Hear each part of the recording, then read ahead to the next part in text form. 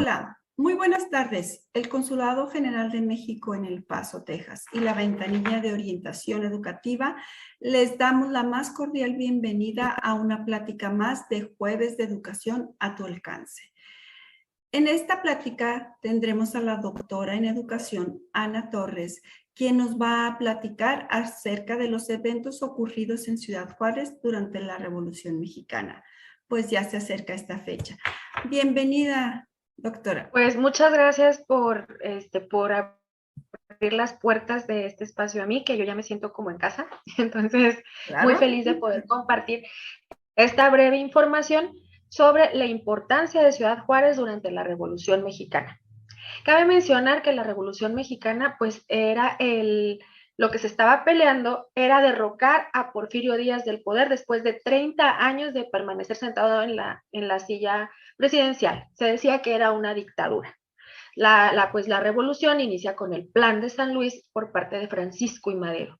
Pero aún y cuando la Revolución Mexicana tiene tintes totalmente pues agrarios, campesinos, más bien en el área rural, fue en las ciudades, y una de las más importantes, Ciudad Juárez, por ser frontera, tuvo una importancia crucial. Muchas veces desconocemos la importancia histórica, el peso que tuvo para poder, pues ahora sí, para que Porfirio Díaz se ausentara del poder. Y aquí lo vamos a ver con edificios muy emblemáticos, muy sencillos, y que todo mundo conoce, ha escuchado o muchas veces ha pasado por ahí, pero para que ahora sí lo tengan como muy puntual de qué ocurrió. Y sobre todo que vamos a valorar esos edificios y hasta podemos ir platicando, o sea, saben que aquí pasó esto y se va a ir corriendo la voz y va a tener más sentido esos edificios. Claro que sí. Bueno, pues miren, les voy a compartir aquí unas diapositivas que tengo.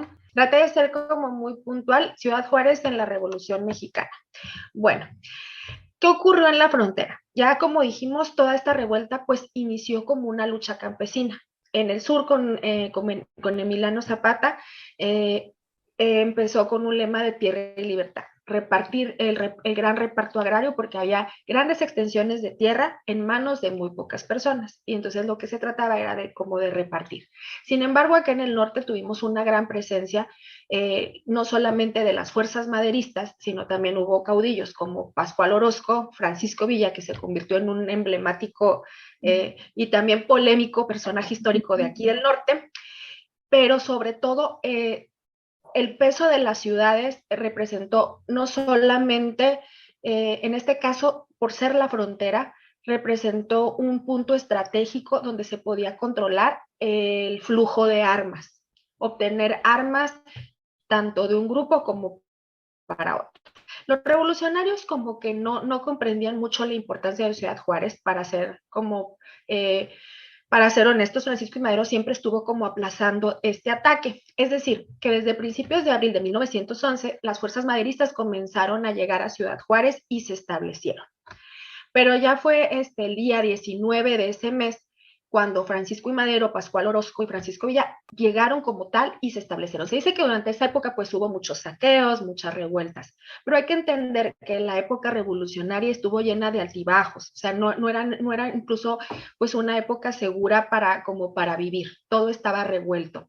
La revolución pues era todos contra todos, se cambiaban de bandos, estuvo muy fraccionada la lucha, ¿no?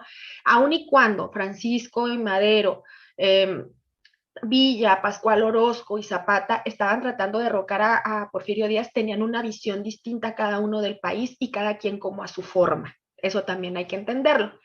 Pero bueno, la toma de Ciudad Juárez fue crucial. O sea, ya estaban establecidos aquí y a pesar de que Francisco y Madero nunca dio como la aprobación como tal, Pascual Orozco y Villa decidieron comenzar el ataque de Ciudad Juárez, que inició el 8 de mayo con cerca de 3.500 hombres y duró del 8 al 10 de mayo.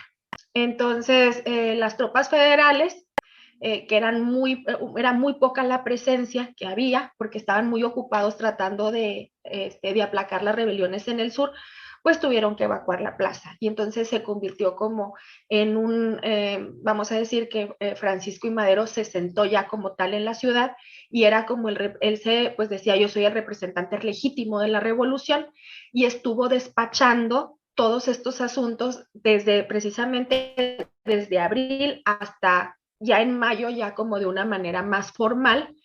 Se dice que se estableció en la casa de adobe y que ahí tenía una cama y un teléfono y que estaba con su esposa y que todos los días le llamaba Porfirio Díaz hasta la capital para hacer presión y decirle, ¿cuándo vas a renunciar? ¿No? Entonces esa es la anécdota, que él siempre, pues que él todos los días estaba. Por la ubicación de la casa de adobe, que está justo en las márgenes del río Bravo, que es pues la frontera natural, dicen las malas lenguas, no es como en este sentido especulativo, que no se quedaba a dormir en la casa de adobe, sino que ya, aunque había ahí resguardo de las tropas, ya muy en la nochecita se iba con su esposa, cruzaba el río y se hospedaba en un hotel para dormir cómodamente. Pero pues pero que no, que la gente no se diera cuenta para seguir como motivando a la lucha. Pero bueno, eso es lo que se dice, ¿no? Pero, El fin de como la dicen, dictadura, perdón, como dicen, si el río suena es porque agua lleva. Cabe mencionar que Francisco I. Madero era un rico hacendado, o sea, no era una persona del pueblo, a diferencia de Pascual Orozco y de Francisco Villa, ¿no? Ajá. Él tenía una posición económica buena, pues era acaudalado y también pues quería tener acceso al poder. Entonces él no estaba como, pues, no de ver la casa de adobe, todos la conocen, es una casa totalmente de adobe con muy pocas comodidades, que se mantiene prácticamente igual desde que se construyó hasta la fecha, pero bueno, tuvo una crecida. Ahorita voy a mencionar cómo está ahorita ya la casa, pero pues es así, ¿no? Bastante austera. Imagínense, para un rico hacendado, dormir ahí, pues no ha de haber sido pues muy cómodo, ni le ha de haber parecido como digno como de su categoría. Pero bueno, eso se cuenta, ¿no? Pero la toma de Ciudad Juárez del 8 al 9, ya bueno, del 8 al 10 de mayo, ya justo el 10 es así como ya la gran explosión, cuando se pacta ya la renuncia del general Porfirio Díaz, o sea, es así como que ya la salida. Y entonces, pues, justo en ese momento, Francisco I. Madero deja la casa de adobe, que aquí ya la tengo. Aquí fue donde precisamente Madero instala su Palacio Nacional, porque pues él dice, yo soy el representante legítimo de la revolución, y se muda, ya después del 10 de mayo, se muda al edificio de, pues lo que conocemos hoy como la Exaduana o el Museo de la Revolución, el mural. ¿Sí? Ya se muda para allá y ahí también ocurren otros eventos importantes. Ya aquí en la exaduana, ya fue cuando se realizó la primera entrevista de Porfirio Díaz y el Estado, de Porfirio Díaz y el representante William Taft en 1909. O sea, ya había ocurrido un hecho emblemático aquí, en precisamente esa entrevista anterior. Ya estamos hablando, 1909, ya se le había dado presión a Porfirio Díaz para que abandonara el poder, para que ya dejara la silla presidencial, pero no se decidía, ¿no? Entonces, ya desde entonces, desde 1909, ya Ciudad Juárez se planteaba como un lugar estratégico para la revolución y la lucha armada, pero ya fue en 1911 cuando Ciudad Juárez, después de la toma, se convierte en este gran pilar, o sea, es el parteaguas. Ya cuando el 10 de mayo de 1911, o sea, 2 años después, fue cuando ya se afirma Porfirio Díaz la renuncia, se logra, y fue cuando ya Francisco I. Madero se instala a despachar, ya no en la pequeña casa de adobe, sino ahora en un edificio mucho más institucional. ¿Sí? La exaduana, pues antes estaba como, platica la gente que estaba más, pues que era todo lo original, ahorita ya se le han hecho unas restauraciones y está pues el MUREF, justo ahí pues en el centro, en el gran corazón de Ciudad Juárez, es un museo con entrada gratuita. Entonces yo creo que vale la pena darse este pequeño recorrido, porque sí tiene muchos objetos que nos hacen recordar cómo era la historia y cómo se vivía en aquel tiempo. Además de que ya sabemos que ahí ya se está firmando, o sea, ocurrieron pues hechos importantes que generalmente pensamos que la Revolución Mexicana tenemos como esta idea preconcebida de que es en la Ciudad de México, en el edificio de la Revolución, donde vemos como que todo este juego de luces, ¿no? Pero realmente Ciudad Juárez tiene un peso primordial en esta lucha armada y para que se lograra ahora sí que el derrocamiento de Porfirio Díaz. Entonces creo que sí le debemos como de, pues de anotar el mérito. Y aparte, pues es un museo gratuito para que todos vengan a visitarlo. Darle la importancia, pero quizás no todos conocemos la verdad, el peso verdadero de la exaduana. No, porque pues ya desde 1909, Porfirio Díaz y el presidente de Estados Unidos, William Taft, pues ya se habían reunido ahí. Era como un punto muy estratégico, como ni tú ni yo. O sea, vamos, ni el presidente de Estados Unidos quiso ir hasta la capital, hasta ahora sí que el centro de México, sino que Porfirio tuvo que venir hacia acá. O sea, tenemos que recordar que la historia de México es muy centralista, desde los principios inmemorables, desde la época prehispánica, todo ocurría, las grandes civilizaciones mesoamericanas estaban ahí, ¿no? Por eso teníamos a la Gran Tenochtitlán, Teotihuacán, o sea, que son ciudades apabullantes por su belleza, por su riqueza y ahora sí que por la importancia económica que tenían. Y acá en el norte, pues no tenemos ese tipo de construcciones ni ese tipo de ciudades. ¿Qué pasa con la independencia? Todo se controla desde el centro nuevamente.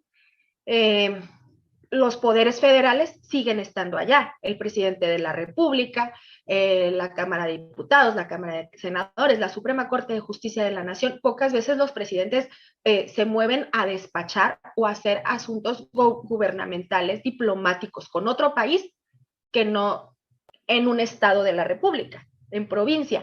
Pero aquí Porfirio Díaz tuvo que venir hasta acá y fue donde se entrevistaron. Entonces, creo que también eso habla de la importancia que tienen Ciudad Juárez, no solo para México, sino también para Estados Unidos, a manera pues de diplomática y de relaciones exteriores. Porque ya se está viendo que desde 1909 tiene esta relevancia y esta peculiaridad. Entonces se los dejo de tarea. Entonces imagínense poder ir al edificio de la exaduana y poder ver todas pues las molduras que hay en el patio central, los pisos que algunos ya están remodelados y ver toda la, pues ahora sí que la arquitectura de ese periodo. Entonces también habría que darle su perito. Sí. Sí, bueno. Y bueno, tenemos acá la importancia de Ciudad Juárez. Para Ciudad Juárez, pues ya vemos que dónde está, muy lejos del centro de México, muy cerca de Estados Unidos, porque bueno, también eso es otra historia, ¿no? Incluso para las tropas federales era una plaza muy importante, no solo por la locación geográfica con los Estados Unidos, sino que también permitía controlar el flujo de armas para los otros bandos. Entonces, era necesario que hubiera como presencia militar en esta ciudad para poder, pues para no permitir que los revolucionarios adquirieran municiones y armas de Estados Unidos. Ese era como un freno, pero había muy poca presencia. Y las fuerzas revolucionarias de acá del norte, tanto de Pascual Orozco, Toribio Ortega, y pues nada, Francisco Villa, tenían pues mucho peso, ¿no? O sea, ya sabemos cómo Francisco Villa se las gastaba y tenía como asoleada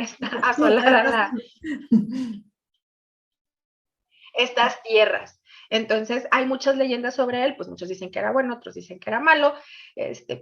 Creo yo que en esa época todo estaba tan revuelto y dicen que a río revuelto, pues ganancia de pescadores, ¿no? Cuántas cosas no pasaron. Entonces, ahí radica totalmente la importancia. En cuanto a la casa de adobe, el edificio original subsistió en pie hasta 1968, cuando una crecida del río se lo llevó.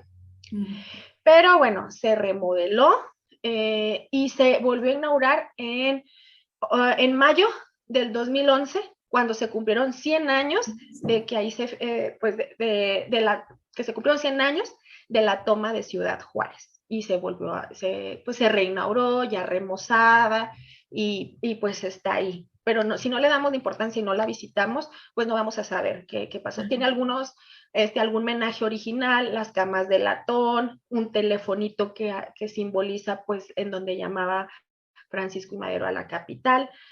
Y como es un lugar muy pequeño, pues no le damos como la importancia, porque no es nada vistoso. Insisto, parece un lugar como muy sencillo, pues todos conocemos que el adobe es un tanto opaco, pero pues ahí ocurrió, ahí pasó, y en estas fechas yo creo que sería bastante importante llevar a los niños de paseo a las márgenes del río, tanto al edificio de la Exaduana como a la casa de adobe, para que sepan y sentirnos parte también de la historia, porque luego pensamos que en Ciudad Juárez no pasa nada relevante históricamente, cuando en realidad han pasado muchas cosas. Habría que hacerle promoción. Muy merecida la promoción. Sí, muy merecida. Y luego, bueno, pues parece que ya prácticamente ya llegamos como al final de la presentación. Yo nada más es como para abrir apetito de la importancia histórica de Ciudad Juárez en la Revolución Mexicana. Esto es como una pequeña cápsula. No, pues muchas gracias. Gracias por darnos esta información muy valiosa y como usted nos indicaba, dar un paseo y enseñarle a nuestros hijos la historia que ha pasado aquí y que ellos mismos se vayan enterando y vayan informándose, agarrándole gusto a la historia, a lo que sucedió aquí. Sí, eso yo creo que es lo principal. Podría entrar como en más detalles como históricos, pero no me gustaría como quitarle el protagonismo a lo que es en sí la ciudad, porque si yo empiezo a hablar, bueno, de los personajes que realmente firmaron y que estuvieron, les voy a quitar quiero que abran el apetito y que realmente vayan y se empapen que respiren el aire de estos edificios y de estos lugares para que puedan sentirlos y percibirlos con esa energía histórica que realmente tienen. Perdón, a lo mejor voy a hacer una pregunta muy simple. ¿La casa de adobe nos pudiera proporcionar la dirección? Ah, claro que sí. Déjenme se las puedo, a ver. Les puedo como que poner el link. Ajá. Para que, bueno, se dice que es calle Canutillo 2603, Ladrillera, Ciudad Juárez. Abre a las 11 de la mañana y cierra a las 3 de la tarde. Ok, muy poquito tiempo, pero ¿de lunes a viernes? Sí, de lunes a viernes. Aquí está. Sí, de lunes a viernes. Ajá, empieza a las lunes, viernes a domingo. Y los lunes permanece cerrado. Ok. Ajá, más bien es de martes a domingo, para que puedan asistir.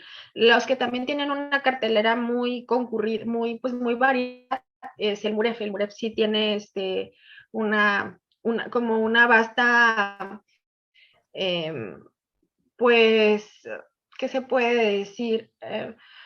Una agenda muy completa de actividades culturales, desde títeres, paseos guiados, un recorrido fotográfico, que también son gratuitos y están ahí para el sano esparcimiento de toda la familia y que también provocan lugares de convivencia. Y disculpa, mencionas MUREF, ¿nos pudieras decir el significado? Sí. El MUREF es el Museo de la Revolución en la Frontera. Ok. Entonces es MUREF al final. MUREF, ajá. Sí, M-U-R-E-F. Okay. ¿Y eso está dentro de la Exaduana? De hecho, el edificio de la exaduana es el que alberga el museo. O sea, el edificio es como tal pues el edificio y alberga los servicios del museo. Y también pueden hacer un recorrido virtual que yo la verdad digo, pues sí, sí está muy bonito porque es lindo, pero yo creo que nada es como asistir a él. Está en la avenida 16 de septiembre, avenida Juárez, y pueden también agendar visitas guiadas para los niños de las escuelas. Y bueno, y tienen exposiciones permanentes y exposiciones temporales. Las exposiciones temporales me tocó ir a una muy linda sobre migración, entonces yo creo que es importante revisar la cartelera porque siempre tienen algo interesante que hacer. El Museo de la Exaduana, bueno, el MUREF fue inaugurado en 1990.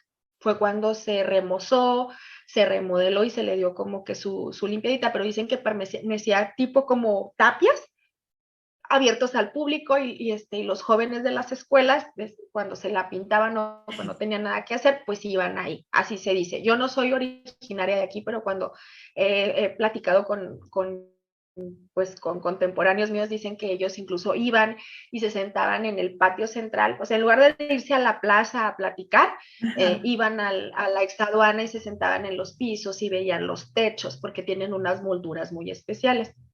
O sea, son detalles como pues arquitectónicos que a ellos les gustaba admirar. Y aquí la entrada es gratuita. Es gratuita. La exaduana sí fue construida entre 1885 y 1888. Se inaugura el 10 de septiembre de 1889. O sea, es un edificio pues realmente que cuando fue la revolución era un edificio relativamente nuevo, era una oficina de gobierno. Por eso, hasta que Francisco I. Madero no toma como posesión del cargo y Porfirio Díaz ya se retira de la presidencia, fue cuando él se muda pues a este espacio mucho más institucional, en donde ya tiene como esta formalidad y esta investidura de yo soy aquí el presidente y esto se convierte, si yo soy el presidente, se convierte como en Palacio Nacional. Ajá, en Palacio Nacional. Sí. Y bueno, pues gracias, 100 años después, en 1990 fue cuando ya se hace museo, se abre al público, pues es gratuito, está de martes a domingo, de 9 a 5 de la tarde. Y tiene pues la muy buen casa de acceso. adobe es de 11 a 3. Sí, es de 11 a 3 y nada más de martes a domingo. Sí. Entonces son edificios pues importantes, son edificios que no sabemos realmente el valor histórico que tienen. Aquí estoy viendo la ficha técnica de la exaduana y fue construido por un arquitecto de origen inglés, George Edward King, y es de un estilo ecléctico, o sea, es un edificio ya muy moderno porque está ya prácticamente a principios del siglo XX. Sí, no, entonces es un edificio pues de lo que se puede considerar no tan antiguo, pero pues ya para nosotros ya es histórico y más con lo rápido y vertiginoso que va la vida. Sí. Y bueno, cuando Francisco I. Madero instaló ahí sus oficinas y las empleó pues como su presidencia, como su despacho personal, después de eso, en 1913, también se convirtió en el cuartel de Francisco Villa y otra vez en 1914, presidencia provisional, pero de Venustiano Carranza. Luego sufrió pues este abandono aproximadamente del 22 de noviembre de 1975 y luego ya después lo toma el Instituto Nacional de Antropología e Historia más bien en el 75 es cuando ya lo toma como un edificio histórico y lo empieza a rehabilitar. Ya se inaugura, o sea, dura este periodo de que lo tome el Instituto Nacional de Antropología e Historia de 1975 a 1990, que ya es cuando se abre con el nombre de Museo MUREF, Museo de la Revolución en la Frontera. Y bueno, pues está muy cerca de las vías del tren, ¿no? Y recrea toda esta historia fronteriza. Si hacen todo el recorrido, pues van a poder ver desde los inicios hasta los braceros y todas esas historias que también se van entremezclando con la migración. Ay, se muteó, Liliana. Muy interesante todo lo que nos compartiste el día de hoy. Muchísimas gracias. Siempre nos das mucha información. Y pues nos queda invitar a toda la gente, ya sea Juárez, El Paso, visiten este museo y sobre todo, y estamos en tiempo para comprender un poquito más la celebración del 20 de noviembre. Y comprenderla desde las entrañas de la ciudad. O sea, es decir, que no hay que ver como acontecimientos lejanos que ocurrieron pues en otras ciudades. No, creo que Ciudad Juárez fue protagonista, fue crucial para que la revolución triunfara como tal, ¿no? Porque cuando se toma esta ciudad después de un sitio de 3 días, es cuando Porfirio Díaz renuncia. Bueno, quería hacer otra puntualización. Ciudad Juárez es nombrada heroica Ciudad Juárez. Pero este título lo solicitó un exgobernador del estado, del estado de Chihuahua, el gobernador César Duarte Jaques, hace una solicitud al gobierno, más bien a la Cámara de Senadores, al Congreso de la Unión, para poder pedir y solicitar que Ciudad Juárez sea nombrada con el título de heroica. Y esto lo obtiene pues en el 2011, que el Congreso nos otorga el título de heroica Ciudad Juárez. Por la importancia, es en el 2011, 100 años después de la toma de Ciudad Juárez, que les digo que fue un acontecimiento crucial. 100 años después se solicita este título, el Congreso no lo otorga, ahora sí que por la importancia y la relevancia histórica que tuvo en la revolución. Pues muchísimas gracias. ¿Algo más que quiera agregar, doctora? No, pues muy agradecida por su tiempo y ojalá que esta información les permita pasear este fin de semana y celebrar la revolución desde la ciudad y entendiendo la importancia que tienen estos escenarios, no solamente históricos, sino a nivel nacional, sino también sentimental, para que cada uno nos apropiemos de nuestra historia. Y pues a mí me queda nada más que agradecerles y invitarlos a que nos sigan en la página de Facebook. Que tengan una excelente tarde.